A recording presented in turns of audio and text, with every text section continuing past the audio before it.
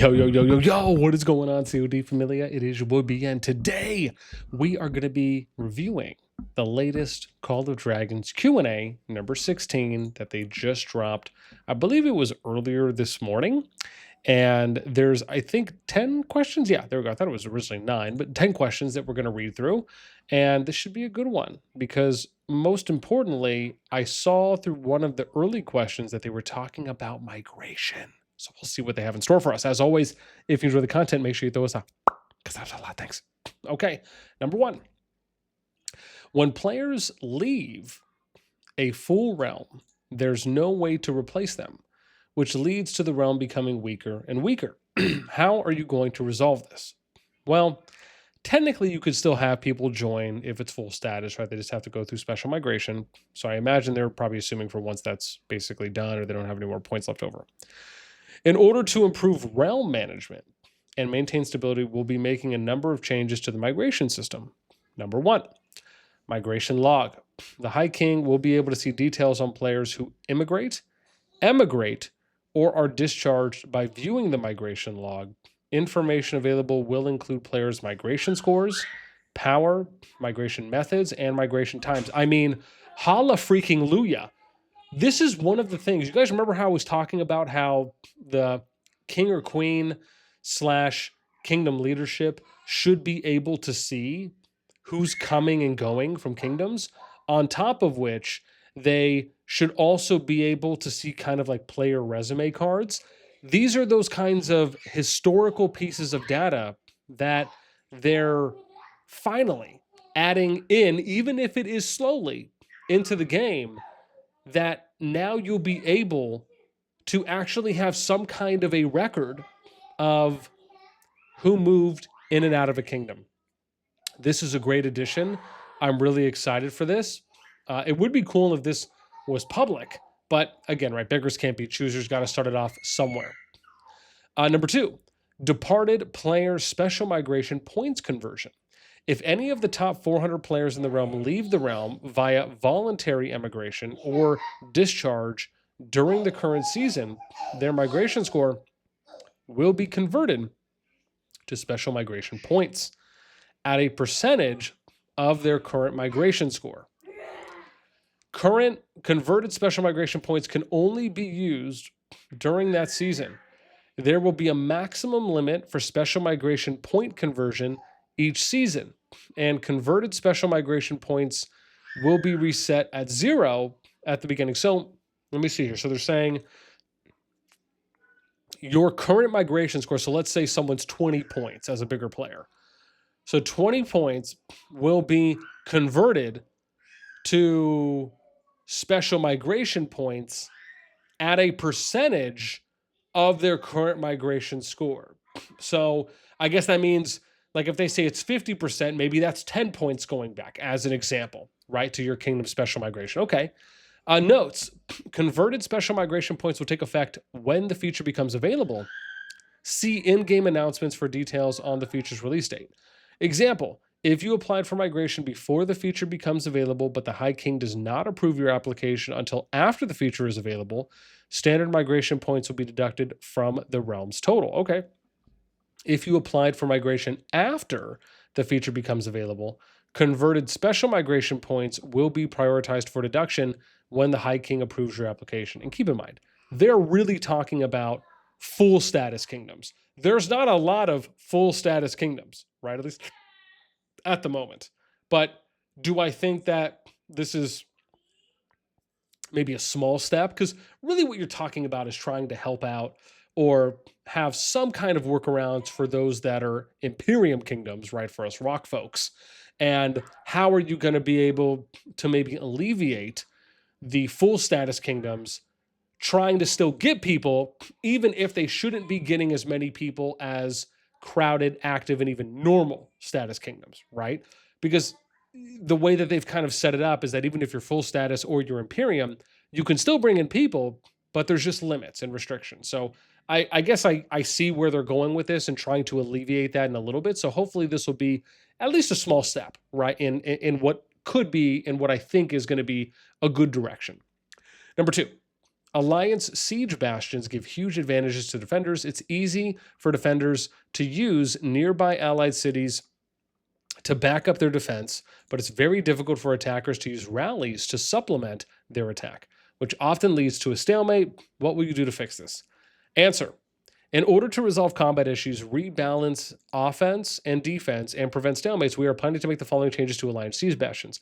It will no longer be possible to construct Alliance buildings or relocate cities within close range of an Alliance siege bastion.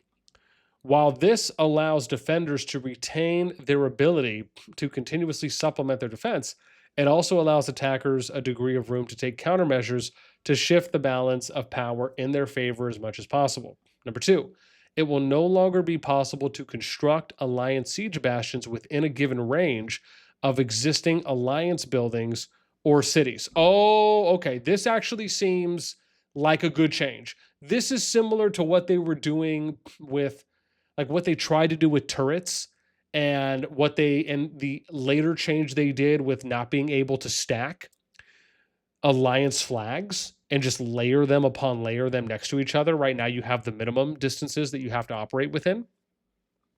This represents a major change which will have significant effects on players in different seasons and combat situations, as well as on positioning and strategy for alliances in the future.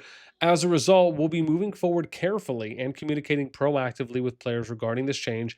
We hope to gather a wide range of feedback that will help us better make improvements. Again, I think they should be using the Hall of Kings that they have to get more feedback on siege bastions, how they'd like to see those used.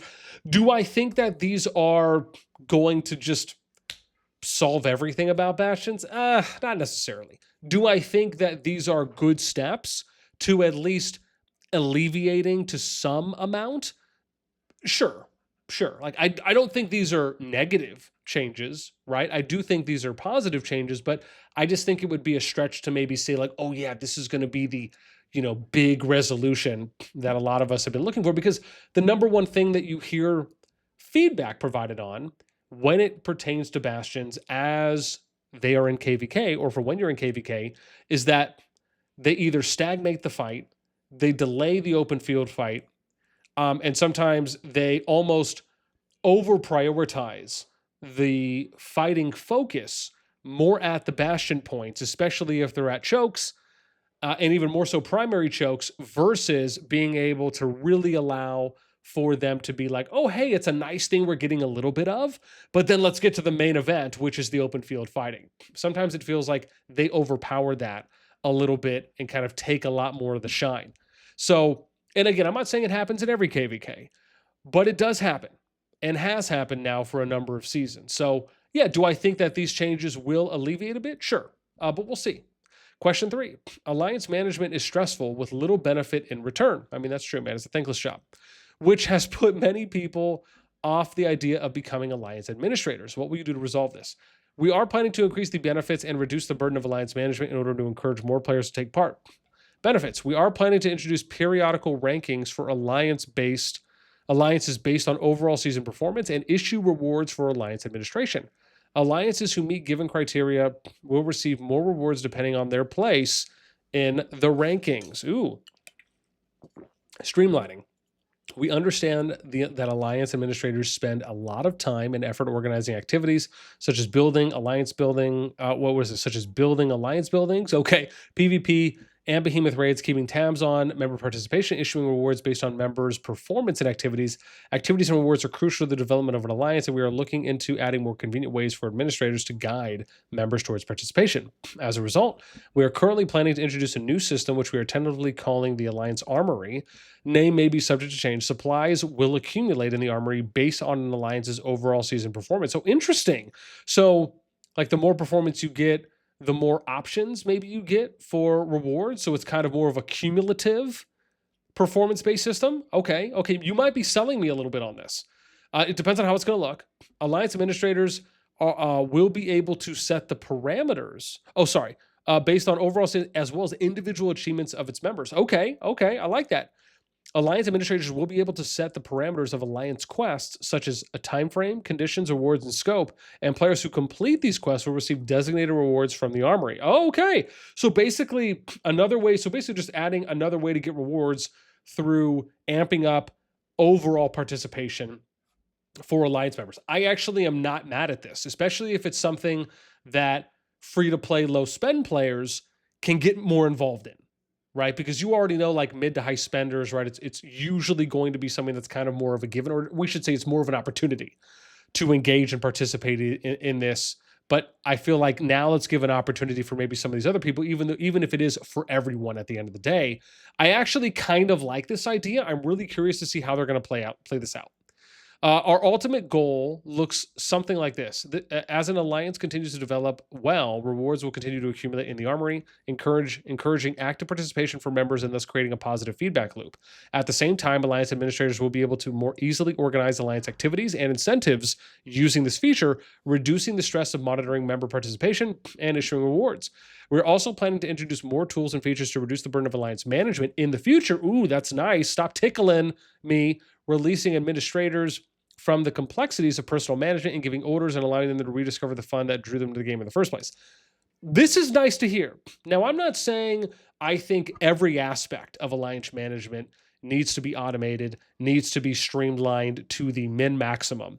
I do think there are some things that it is nice that you have someone there to manage, or even if it's just delegating or managing on a kind of more outward macro aspect, where maybe you're not doing as many micro tasks.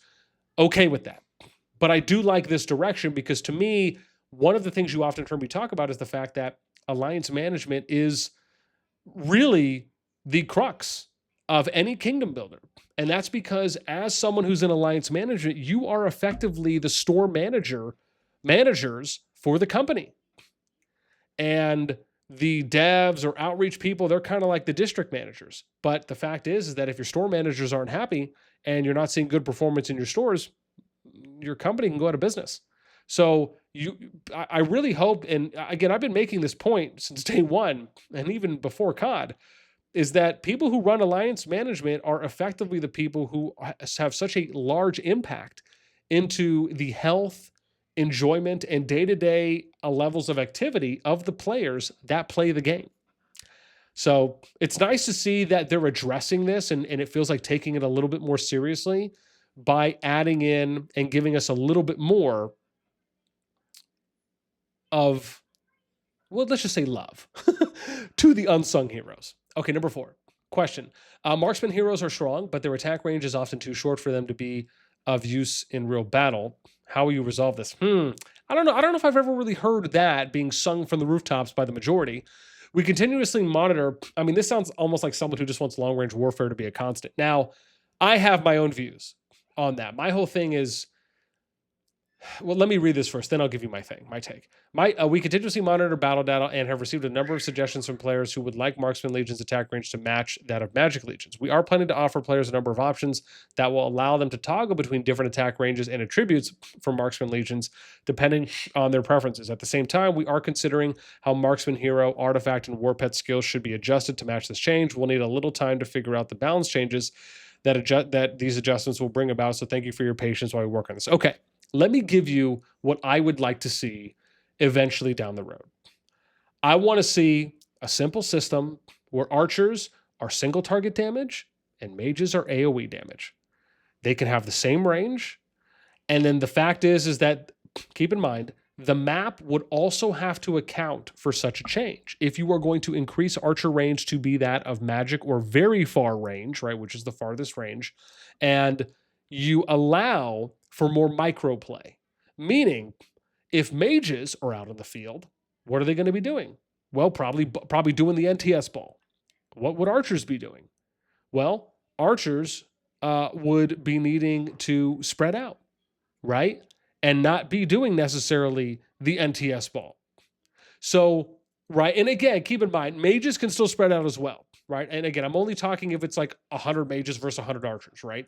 But the idea being is that if you add in kind of a hard counter element to that, where you have them be the same range, I'm okay if you have archers being having more single DPS damage, but then mages have more AoE damage to a point, and I'm talking to a point where it almost requires you to really have some micro skill and to apply some true skill in the game, where you can't just get away with everyone balling and I don't mean everyone by everyone, right? But let's just say the majority of people just kind of balling or having more simplistic positioning strategies, if you even want to call them that, right? That they're applying or attempting to apply, and really allows for us to have a more competitive outlook on the game as a whole for what we're actually seeing being done and utilized in the game. That's what I would like to see down the road. Number 5, game controls are unwieldy and legions. Yes. Ellen told me to stop the cat. Okay, I'll be right there. Go. I have no idea what you kids are. I mean, I understand, but wow, so young. Okay. Yeah, you mean baseball cap? I gotta get them good. The army group feature is available in some seasons, but not in others. Considering its convenience, will you make it available in all seasons? Oh, sorry. Game controls are unwieldy and legions in combat often act in undesirable ways. Will you be improving the game controls? We are currently planning improvements to controls in order to provide more automation. For example, allowing legions who have defeated one enemy to automatically search for and attack the next target. This should reduce the need for micromanagement and improve game. No, that's a no. I don't like that change. That's the whole point. This is something you shouldn't automate.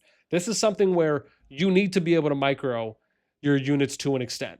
I mean, you don't see games like StarCraft and Age of Empires and other traditional RTSs that allow for some level of automation where the units automatically attack the next units once they defeat them. So, dear Lord, I hope they do not put this in. This is not a good change. This kind of automation, it's almost like, dude, are we just going to go? I mean, why don't we just go play AFK Journey at that point? So, yeah, I hope this doesn't get added. I think this would be a bad change. Yes. Okay, how about we just go put go put some hats on and then have fun. Okay, we don't need to be saying that. Go, thanks. Are you gonna come out? I'll be right there. Yes, thank you. What are you gonna do? Nothing. You guys need to be nice. Okay. Army group features available in some seasons, but not in others. Considering its convenience, will you make it available in all seasons? Answer: as seasons have progressed, some seasons have been praised by players for the convenience of their gameplay features. Army group feature, which reduces the burden of control and provides fun and strategic depth, is one example. We are planning to make well-received features like this part of regular gameplay and available in all seasons so that more players can enjoy the experience. We are also considering ways to improve the current content of the seasons in which they originally appear in order to preserve their uniqueness. Now, my whole thing is this. I'd love for them to do votes. I would love for them to do a game-wide vote. Don't just take the feedback of some people. When you're going to add in what I consider like this kind of a feature, right? I think the other features like we've talked about, they make a lot of sense.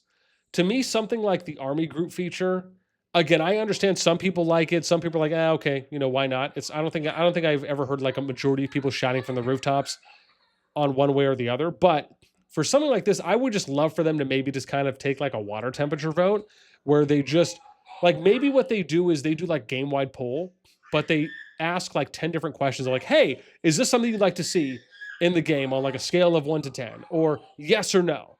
That to me would be cool. Like, why don't they do that and utilize that? You do surveys. Why not do a system mail and say, look, we're considering introducing some new features. We want to just collect some feedback and see what you guys think. If you're interested in participating, go ahead and answer. There's 10 questions, like yes or no or multiple choice, whatever it is. That would be cool. I'd love to know what you guys think on that one. Number 7, when you reach the maximum honorary membership level, there is nothing you can do with the excess honor points. Will you add more membership levels? We are planning to introduce a special membership mode that will allow you to spend excess honor points without adding new membership levels, which would affect the current balancing.